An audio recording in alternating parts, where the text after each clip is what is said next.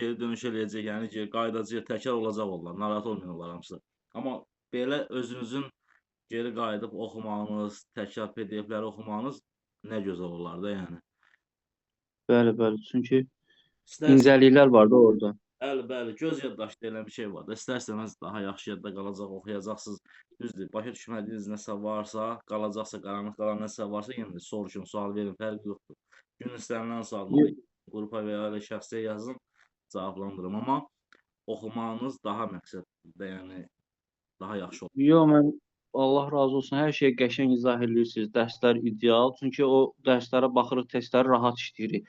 Sadəcə öz yaddaşımıza görə ki, məsəl üçün elə şeylər var ki, o resurslar olsun, bəzi məsələlər yaddan çıxır, neçə metr qaçışlar, o xırdalıqlar var da. Onları indi inşallah PDF-lərini çıxartdıracağam. Telefondan adam oxuya bilmir. Hazır belə A4 formatda çıxarılsa, çap olunsa daha rahat oxumaq.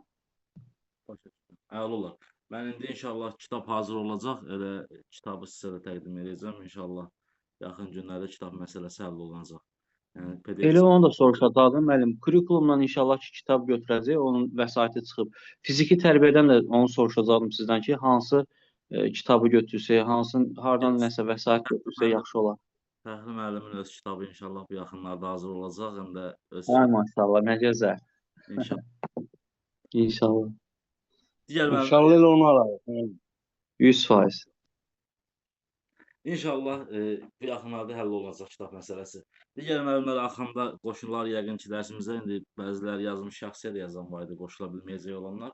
Eyb yox, dərsin video qeyd aparılır, girib baxarlar, izləyərlər. Resurslar və onların təyinatı. Mən demişdim ki, bu bizim müəllimlər üçün asan bir mövzudur, yəqin ki də belədir. Amma ümumi olaraq bir qısa üstündən keçək ki, daha asan olsun. Deməli, resurslar dedikdə, resurslar iki cür, iki yerə bölünəcək. Ümumi resurslar və xüsusi resurslar.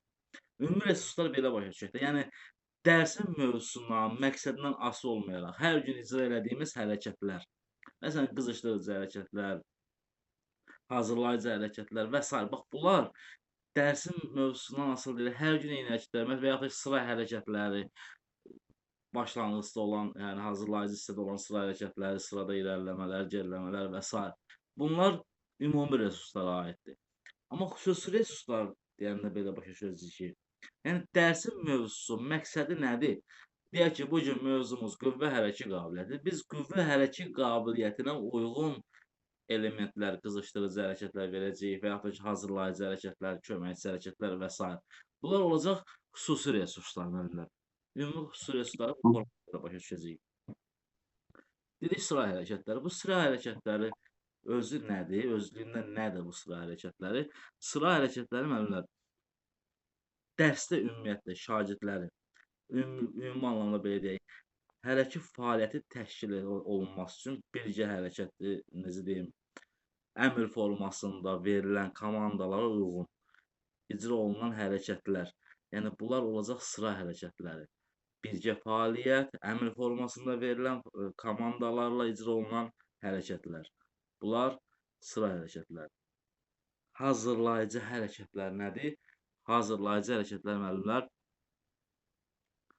ümumiyyətlə əsas hərəkətə uyğun olan, yəni dərsin əsas hissəsində hansı elementi icra eləyəcəyik, hansı hərəki qabiliyyətin inkişafından söhbət gedirsə, hazırlayıcı hərəkətlərin məqsədi həmin hərəki qabiliyyətə deyək, həmin fiziki yükün icrasına deyək, şagirdin orqanizmini hazırlamaq. Hazırlayıcı hərəkətin məqsədi bundan ibarətdir. Köməkçi hərəkətlər deyək ki, hansısa bir mürəkkəb quruluşlu bir elementimiz var.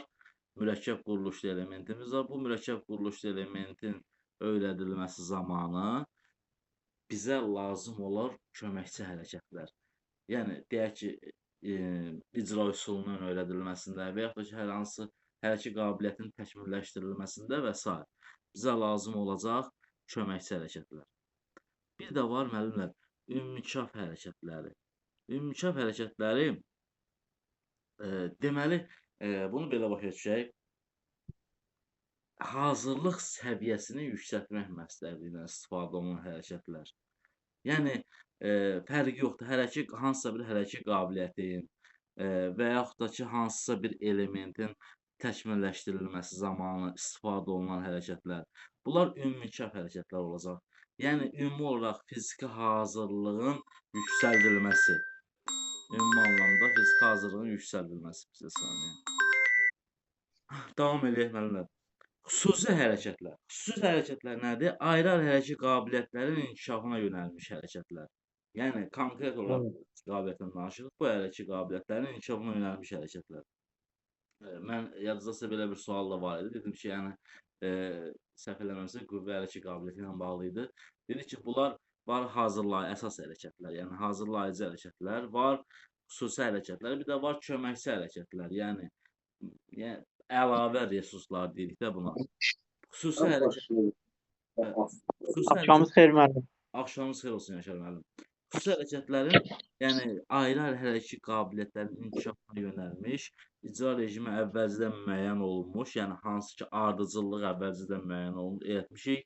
Xüsusi hərəkətlər, yəni sırf bilirik ki, mövzumuz deyək ki, sürət hərəkət qabiliyyətidir və sürət hərəkət qabiliyyətinə uyğun əvvəlcədən hansı rejimdə icra olunacaq bu hərəkətlər bir planlaşdırılmış, yəni bir çərçivəyə salınmış bir hərəkətlər kompleksidir bu xüsusi hərəkətlər.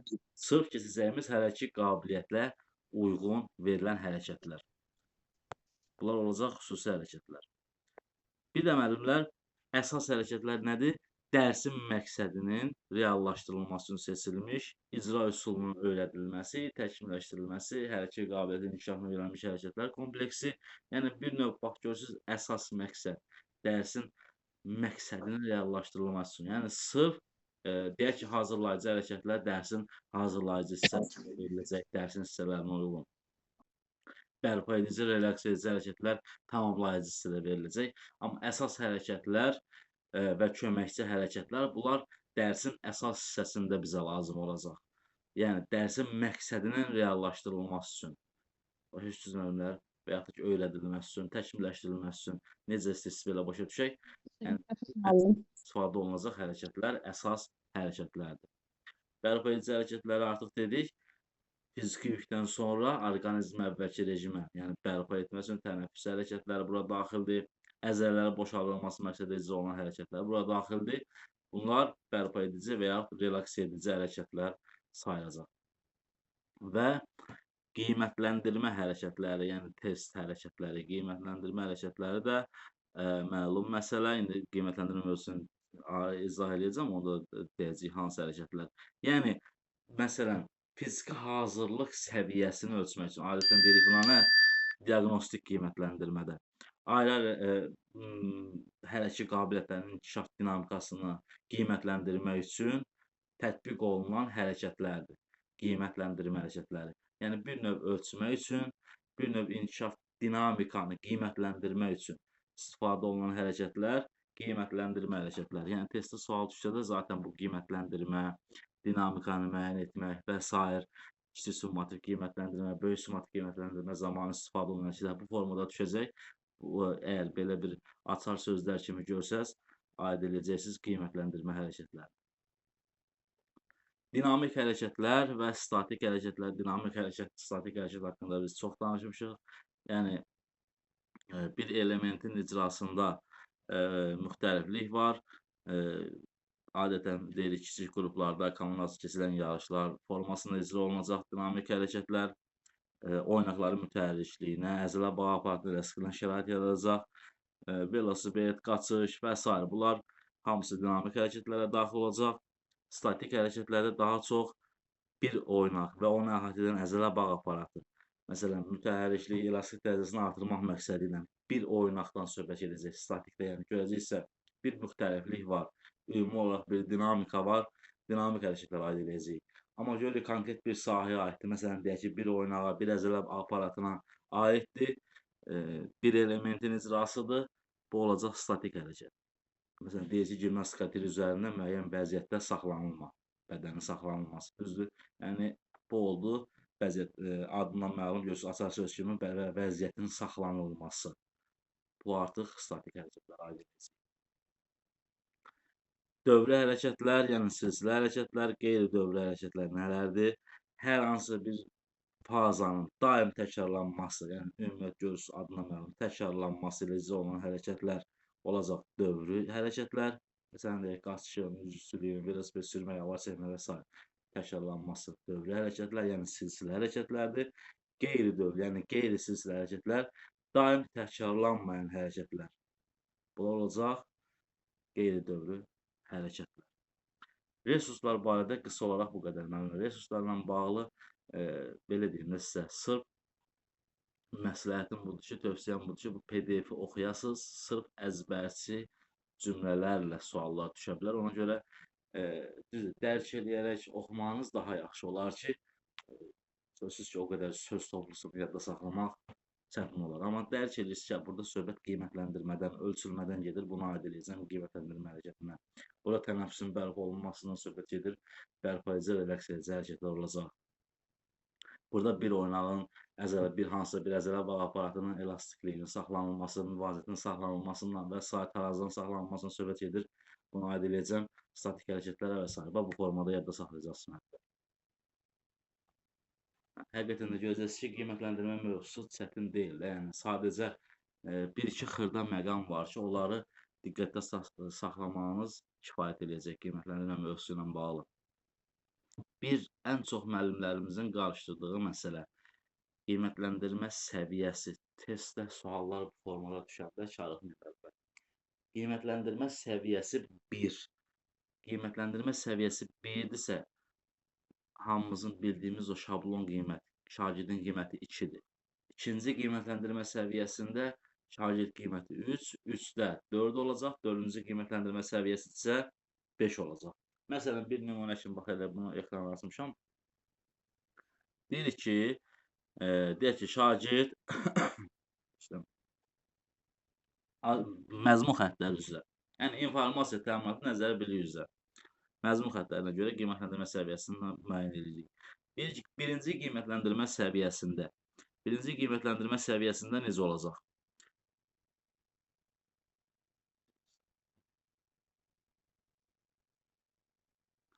Birinci qiymətləndirmə səviyyəsində necə olacaq?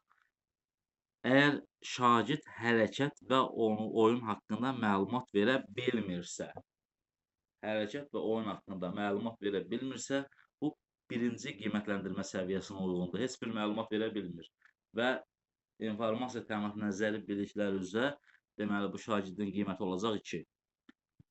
Hərəkətlərin yalnız bəzi elementlərini icra eləyə bilirsə, ikinci məzmun xəttimiz üzrə, yəni hərəkət, bacarıq və vərdişlər məzmun xətti üzrə bu şagirdin qiyməti olacaq, yəni 2, yəni qiymətləndirmə səviyyəsi 1.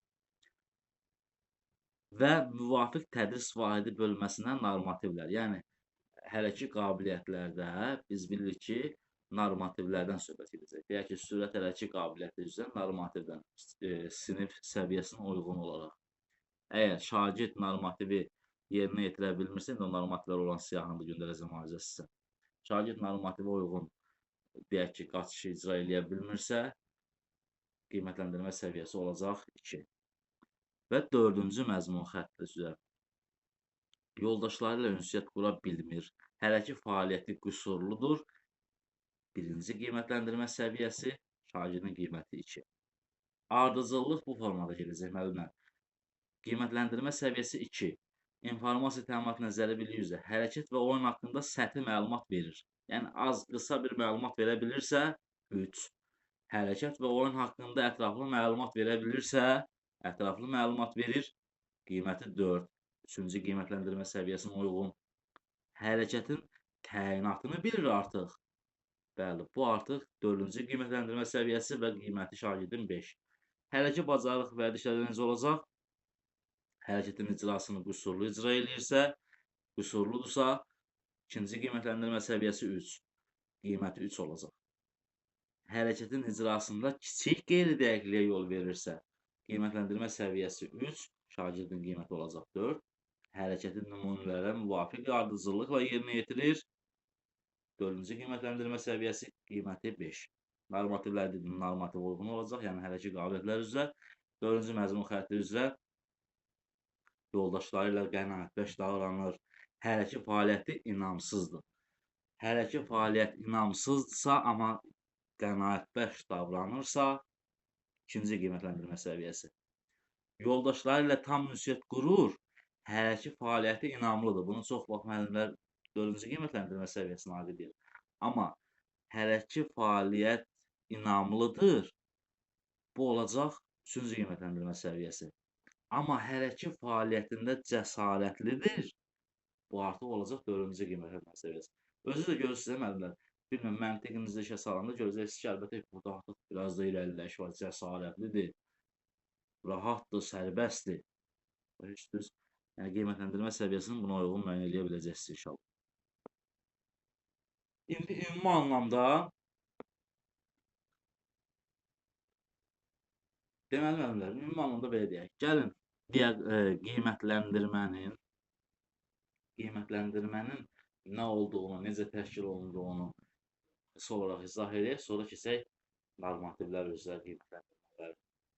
Ümumiyyətlə qiymətləndirmə şagirdlərin faktiki bilik, bacarıq səviyyəsini müəyyən etmək və eyni zamanda şagirdi hansı səviyyədən hansı səviyyəyə çatdırmaq, bütün bunları ölçülməsi və bir növ müəllimə dəstək olması kimi bir prosesdir qiymətləndirmə. Yəni şagird A səviyyəsindən deyək ki, B səviyyəsinə çatdırmalıyam.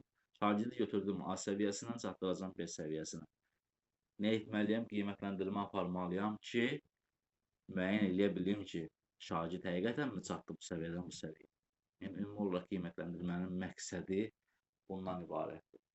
Və yaxud da ki, müəllimə dəstək olmaq üçün, yəni şagirdin faktiki bildiklərinə görə və yaxud da ki, icra edə bildiklərinə görə müəllim hansısa bir metoddan, üsuldan istifadə edərək onu daha yaxşı edə bilsin və s. Detallarına baxaq. Qiymətləndirmə dedikdə diaqnostik qiymətləndirmə, formativ qiymətləndirmə və summativ qiymətləndirmə təşkil olunacaq orta məktəblərdə. Diaqnostik qiymətləndirmə müəllimlər dərs ilinin başlanğıcında 2 saat ərzində aparılır. Fiziki tərbiyədən söhbət gedir. Diaqnostik qiymətləndirmə dərs ilinin başlanğıcında 2 saat ərzində aparılacaq. Diaqnostik qiymətləndirmədə nələr nəzərə alınacaq? Hansı göstəricilər nəzərə alınacaq? Hələ ki qabiliyyətlər, 6 hələ ki qabiliyyətlərin hər biri, fiziki inkişaf və funksional inkişaf. Fiziki inkişaf deyərkən boy çəki indeksi, döş qəfəsinin, bədən mütənasibliyi, funksional inkişaf deyərkən nəbz vurğusu, yəni ürək vurğularının sayı, ağciyərin həyat tutumu. Bütün bunlar diaqnostik qiymətləndirmədə əsas göstəricilərdir. Yəni, bütün bunların müəllim bu diaqnostik qiymətləndirməni aparmalıdır. 2 saat ərzində, 2 dərs ərzində, yəni dərs ilinin əvvəlində. Nəbz vurğusu müəyyən etmək üçün. Necə nəbz vurğusunu müəyyən edə bilərik? Bax, dedik, üst barmaqla bilək arteriyası üzərindən, ovucular ürək nahiyəsindən, orta barmağın ucu ilə, deyək ki, gicgahdan, baş və göstərici barmaqla boyun nahiyəsindən. Yəni, bir növ arteriyalardan nəbz vurğusunu müəyyən edə bilərik. Yəni, bu üsullardan istifadə edə bilərik nəbz vurğusunu müəyyən etmək üçün. İkinci qiymətləndirmə məsələsi formativ qiymətləndirmə. Formativ qiymətləndirmə müəllimlər şagirdin mənimsəmə dərəcəsini, yəni hər bir dərsdə aparılan qiymətləndirmədir. Hər dərs aparılmalıdır. Mənimsəmə dərəcəsini müəyyən etmək üçün aparılan qiymətləndirmədir. Yəni şagird faktiki olaraq icra elə bir, deyək ki, belə izah edeyim də, bugün mövzumuz qüvvəli qabiliyyətidir. Qüvvəli qabiliyyəti haqqında şagirdə informasiya verdik, elementləri nümayiş elətdirdik. Deyək ki, hansısa bir oyun verdik və şagird bu oyunu icra eləyir, oynayır və yaxud da ki, elementləri icrasını edir. Müəllim qiymətləndirmə aparır, müşahidə eləyir ki, şagird hansı səviyyədə icra eləyir hərəkətləri. Yoldaşları ilə ünsiyyəti normaldırmı? Əməkdaşlıq eləyirmi? Elementlərin icrasında nöqsanlara yol vermir ki? Davam edək müəllimlər. Səsim gəlirmi? Gəlir. Hə. Formativ qiymətləndirmə başa düşürsünüz müəllimlər. Hər gün hər dərs aparılmalıdır. Məqsəd İzləmə. Davam edək, hərflər, davam edək. Formativ qiymətləndirmə mənimsəmə dərəcəsini müəyyən etmək üçün aparılan qiymətləndirmədir.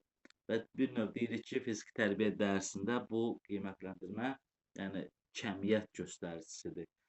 Qiymətləndirmə, yəni şagird elə dərsi nə dərəcədə mənimsəyib, elementlərin icrasını nə dərəcədə icra edə bilir və s. hər gün aparılmalıdır. Hansı üsulla aparılır? Müşahidə üsulu ilə aparılır. Yəni üsul olaraq müşahidə üsulu ilə aparılır. Formativ qiymətləndirmə. İnformasiya təminatı nəzəri biliklər belə yadda saxlayın. İnformasiya təminatı nəzəri biliklər və 4-cü məzmun xətti şəxsiyyətin mənəvi iradə xüsusiyyətinin formalaşdırılması. Bu məzmun xəttlərində üsul olaraq müşahidə üsulundan istifadə edəcəyik. Müşahidə üsulundan. Və meyar nədir? Müqayisə edəcəyik. Üsul olaraq müşahidə, meyar olaraq müqayisə. Daha sonra müəllimlər, növbəti qiymətləndirmə dedik, summativ qiymətləndirmə. Summativ qiymətləndirmə özü bölünür iki yerə, kiçik summativ qiymətləndirmə və böyük summativ qiymətləndirmə. Kiçik summativ qiymətləndirmə aparılacaq hər bölmənin sonunda, böyük summativ qiymətləndirmə aparılacaq hər yarım ilin sonunda. Yəni bilirsiniz, orta məktəblərdə, buraxılış siniflərində bütün fənlərdən olacaq summativ qiymətləndirmə, buraxılış siniflərində və digərlərində deyək ki, 6, 7, 8, 9 bəzi fənlərdən aparılacaq qiymətləndirmə, böyük summativ qiymətləndirmə. Amma kiçik summativ qiymətləndirmə aparılır hər bölmənin sonunda. Nələr nəzərə alınmalıdır kiçik summativ qiymətləndirmə zamanı? Tədris vahidi haqqında informasiyası, şagirdin məlumatlılığı, tədris vahidinə aid hərəkətlərin icra bacarığı, yəni deyək ki, sürətə aid hərəkətin icra bacarığı və ya dözümlüyə aid hərəkətin icra bacarığı və dözümlülük haqqında hansı məlumatları verə bilir? İnformasiyası bayaq dediyimiz. Tədris vahidinə aid normativlərin nümayişi, yəni normativlər və dərs prosesində davranışı, yəni əsas qiymətləndirmə göstərisi hesab olunacaq dediyimiz məzmun xətti 4-cü məzmun xəttinə uyğun. Birinci yarım ildə 3 kiçik summativ qiymətləndirmə aparılacaq, hansılardır? 3 tədris vahidi sürət, sürət gücü, bədənin ərgənlik qabiliyyəti. İkinci yarım ildə olacaq qüvvət, çeviklik, dözümlülük, bu 3 hərəkə qabiliyyəti. İnformasiya təminatı nəzəri biliklərə aid. Qiymətləndirmə meyarı mövzuya aid, yəni mövzu ilə bağlı məlumatlar verir. Qiymətləndirmə üsulu nə olacaq? Şifahi, yazılı, yəni qiymətləndirmə. Qiymətləndirmə vasitəsi. Qiymətləndirmə vasitəsi nə olacaq müəllimlər? Sual-cavab, test. Yəni necə qiymətləndirə bilərəm? Vasitə olaraq. Sual-cavab eləyə bilərəm, test eləyə bilərəm. Hərəki bacarıq və vərdişlərdə. Qiymətləndirmə meyarı nə olacaq? İcra etmə, hərəkəti icra edir. Hərəki bacarıq vərdişlər. Yəni yazılı icra edirsə, hərəki bacarıq əldə edəcək. Qiymətləndirmə üsulu necə olacaq? Müşahidə üsulu. Qiymətləndirmə vasitəsi necə olacaq? Müqayisə. Yəni şagird necə icra etdi hərəkət? Düzgün icra etdi, yoxsa səhv icra etdi? Yəni başqa bir ölçmə və s. vasitəmiz yoxdur. Sadəcə müqayisə edirik. Düz elədimi, yoxsa səhv elədimi? Hərəki qabiliyyətlər. Qiymətləndirmə meyarı nümayiş etdirir. Məsələn, sürət nümayiş etdirir, qüvvə nümayiş etdirir və s. Oynaqların mütəhərrikliyi nümayiş etdirir və s. Yəni qiymətləndirmə meyarı olaraq götürəcək, nümayiş etdirəcək. Qiymətləndirmə üsulu nədir? Ölçmə. Yəni, məsələn, turnitin dartı neçə dəfə, dartın dəfə, saniyə, metr və s. Bunlar da qiymətləndirmə vasitəsi, yəni normativlərin hansı vasitələrindən saniyə, santimetr, metr, dəfə və s. Vasitə olaraq da bunlar götürəcəyik. Üsul, ölçmə, vasitə, normativlər. Meyar, aydın məsələ nümayiş etdirir. Sürət, qüvvə və s. 4-cü məzmun xətti üzrə mənəvi iradə xüsusiyyətlər üzrə. Qiymətləndirmə meyarı ünsiyyət, davranış, əməkdaşlıq, özünə inamlıq, cəsarətlilik, liderlik, qətiyyətlik və s. Qiymətləndirmə üsulu nədir? Müşahidə. Qiymətləndirmə vasitəsi müqayisə. necə idi? Yəni yoldaşları ilə əməkdaşlığı necə idi? Müqayisə edirəm. Yaxşı idimi, pis idimi? Liderlik bazarlığı necə idi? Yaxşı idimi, pis idimi və s. müqayisə etmək bu formada. İndi hərəki qabiliyyətlər üzrə normativlərə baxaq müəllimlər. Deməli, sürət hərəki qabiliyyəti üzrə qiymətləndirmə ən çox düşən sualların ən çoxluğu təşkil edəcək hissə. Sürət hərəki qabiliyyəti üzrə diaqnostik qiymətləndirmə 30 metrə məsafə qaçışdır müəllimlər. Bu BSQ-də də belədir. Diaqnostik və BSQ yadda saxlayın eyni olacaq. Sürətdə 30 metrə məsafə qaçış həm diaqnostik qiymətləndirmədir, həm böyük summativ qiymətləndirmədir. Amma kiçik summativ qiymətləndirmədə dəyişikliyimiz var. Necə olur? Ümumi orta təhsildə. Yəni, ibtidaidə yox da 5-dən yuxarı. 30 metrə məsafə qaçış 5-ci sinifdə olacaq. 60 metrə qaçış 6-9-cu siniflərdə. Tam orta təhsildə necə olacaq? Yəni 10-11-ci sinifdə həm 60 metrə məsafə qaçış və 100 metrə məsafəyə qaçış. Amma 4x50 həm 5-ci sinifdə var, həm 11-ci sinifdə var. Estafet qaçışı. Ona görə sürətdə 5-ci sinifdə 30 metrə məsafəyə qaçış plus 4x50 götürəcəyik. Başa düşdünüz? 60 metrə məsafəyə qaçış 6-9-cu siniflərdədir. Hamısının yanına 4x50 estafet qaçışını əlavə edə bilərik. Bunu başa düşdünüz müəllimlər? Və istər 10-11-ci sinif olsun, fərqi yoxdur. Yenə də deyirik ki, 60 metr, 100 metr qaçış və 4x50 estafet qaçış. Yəni testdə sual düşsə, deyək ki, qısa olaraq belə deyim. Testdə sual düşsə ki, tam orta təhsildə sürət hərəki qabiliyyətinin qiymətləndirməsi üçün hansı elementlər istifadə olunacaq? Götürəcəyik. 60 metrə, 100 metrə qaçış və 4x50 estafet. Belə mənim. Əla. Sürət gücdə necə olacaq?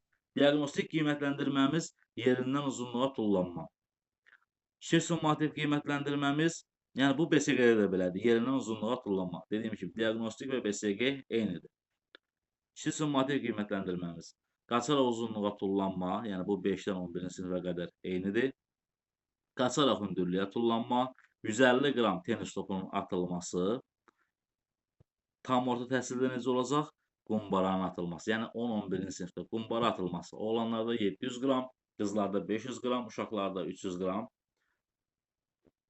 qumbara atılması. Bu, tam orta təhsildə belə olacaq. Bədənin əyirgənlik qabiliyyəti.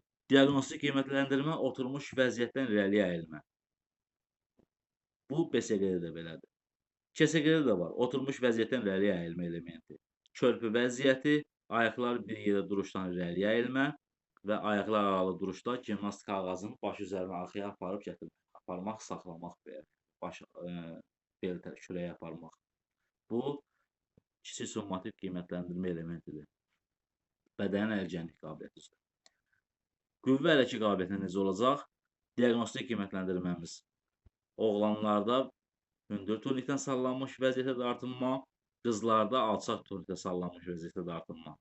Dediyim kimi, bu, böyük summativ qiymətləndirmədə də belədir. Oğlanlarda hündür turnik, qızlarda alçaq turnikdə sallanmış vəziyyətə dartınma. Kiçik summativ qiymətləndirmədə necədir? Oğlanlarda hündür turnikdə, yəni bu turnik məsələsi kiçik summativ qiymətləndirmədə də var.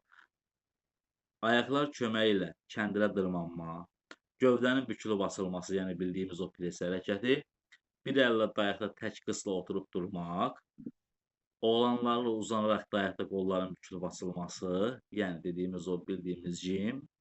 Qızlarda əllər gimnastika skamyasında qolların bükülüb açılması, bu da bir növ elə jimə oxşuyur. Sadəcə burada gimnastika skamyasıdır. Dayaq olaraq element gimnastika skamyasında qolların bükülüb açılması.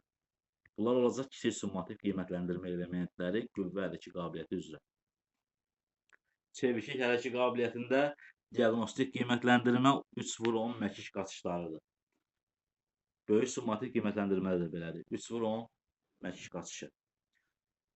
KSQ-də fərqlidir. KSQ-də 4 idman növü üzrə götürüləcək elementlər olacaq, yəni. Kiçik summativ qiymətləndirmənin normativləri hansılardır? Basketbol topunun səbətə atılması, futbol topunun hava ilə qapıya vurulması, handbol topunun hava ilə qapıya vurulması və voleybol topunun oyuna daxil edilməsi, bildiyimiz o servis. Bir də bunların hər birində müəllimlər 5 cəhd verilir, 5 cəhd. Yəni testdə sual düşsə qarşısında, indi mən burada PDF-də yazmamışam, 5 cəhd. Basketbol topunun səbətə atılması da 5 cəhd, futbol topunun hava ilə qapıya vurulması digərləri. Yəni hər biri 5 cəhd veriləcək şagirdə. Dözümlük hərəkə qabiliyyəti. Dözümlük hərəkə qabiliyyətində müəllimlər diaqnostik qiymətləndirmə və böyük summativ qiymətləndirmə 6 dəqiqə qaçış götürüləcək. Sürət və dözümlükdə biraz diqqətli olun. Dözümlük hərəkə qabiliyyətində ümumi orta təhsildə, yəni 5-ci sinifdə 1000 metrə məsafəyə qaçış normativ götürüləcək ki, summativ qiymətləndirmədə. 6-9-cu sinifdə 1500 metrə məsafəyə qaçış götürüləcək. Tam orta təhsildə, yəni 10-11-ci sinifdə 2000 metrə cross qaçış götürüləcək.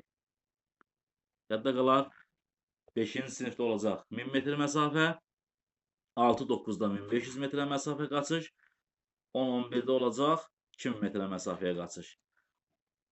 Diaqnostik qiymətləndirməmiz və BSQ qiymətləndirməmiz eynidir. 6 dəqiqəlik qaçış.